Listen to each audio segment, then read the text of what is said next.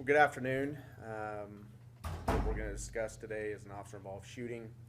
The alert team, or the combined officer-involved event team, was activated on May 13th.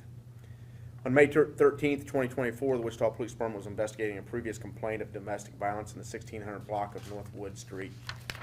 At approximately 11:19 hours, officers made contact with the residence with the suspect and a 42-year-old male resident. As the officers attempted to place the suspect in custody at the door, the suspect resisted and retreated in the home, drawing a firearm. The suspect pointed the firearm at the officers. One police officer shot the suspect in response to the threat. That's a clip of what you see there. Is the suspect is on the back side of this video. Officers are in front, and he's reaching back towards his waistband.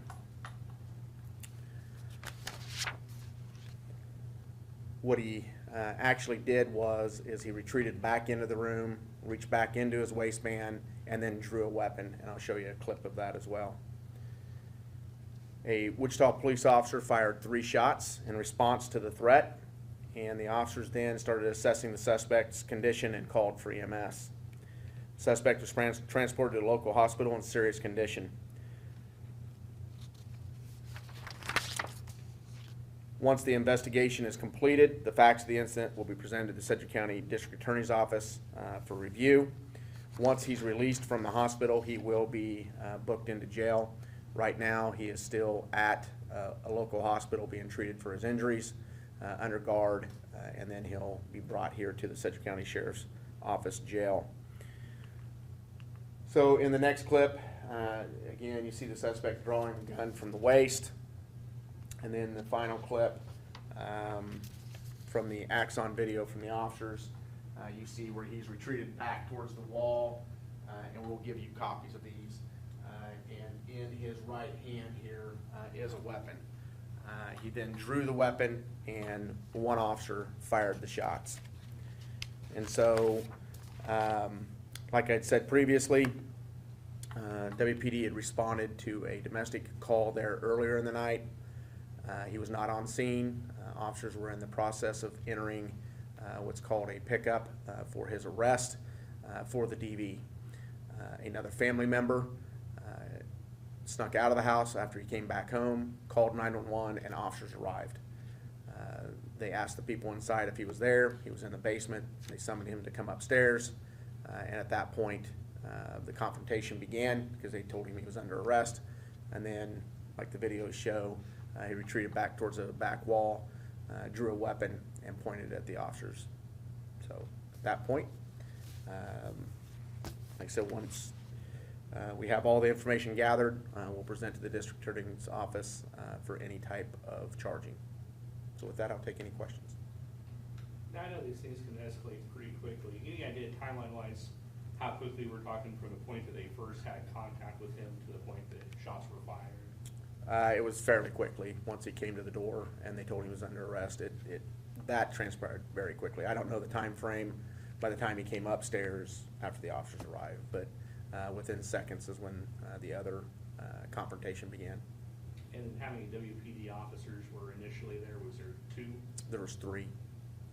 There was 2 children that were walked out of the home where they, around the confrontation, when officers initially... I don't know the answer to that. Will any of those charges be involved with the domestic violence part of that, or will that be decided at a later date as far as those type of charges? Yeah, the original domestic violence case will be looked at by the District Attorney's Office, and then the aggravated assault of him pointing a weapon at the WPD officers will be looked at. That's what we'll be presenting to the District Attorney's Office for charging. As it does Did police recover the gun that he had in his hand? We did, yes. Was it loaded? I believe it was. I can confirm that, but my understanding is it was loaded. How many times was he struck? One officer fired 3 times, and he was struck all 3 times. And then just to go back over the facts, there had been a previous call at the house that was getting entered in. There was going to be a pickup issued, and then he returned back to the house. That's correct. earlier in the evening. I don't have the time on that with me, but they did make a domestic violence call there.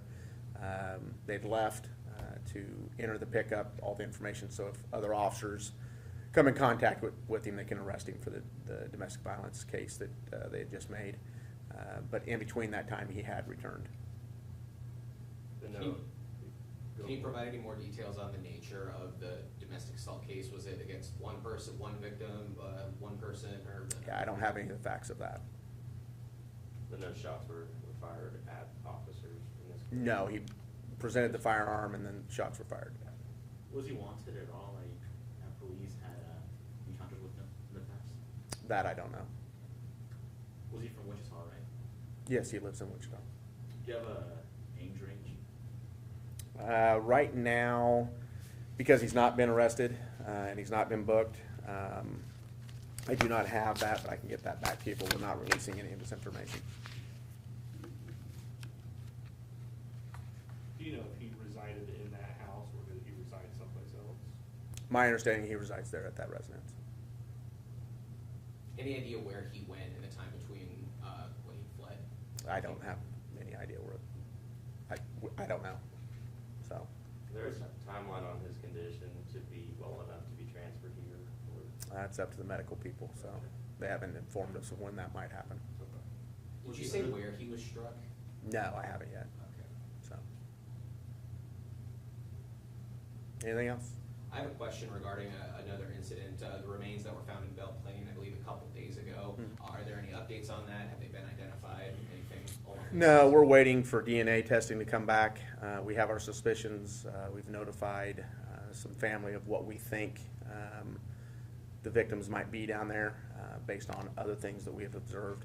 But until we get DNA testing confirmation back for sure, we'll make the announcement then once we get back the confirmation. Any idea of a timeline on that? No. No, it can take 2 weeks to 6 weeks to get DNA back. And I know on that case, you guys had been looking for some folks, and at one point was wanting to find a welfare somebody out. Is this a matter of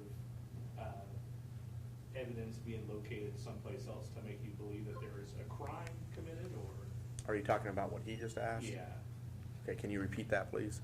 yeah. I know that there's some missing folks that may or may not be tied into this, and at one point there was a check welfare call, I think. Is this a matter of there was evidence found that led you to believe that there was foul play involved in those people's disappearance? Yeah, so we're working what we believe to be a double homicide that occurred January 1st, 2024 in the evening hours, or in the late evening hours, early morning hours of January 1st.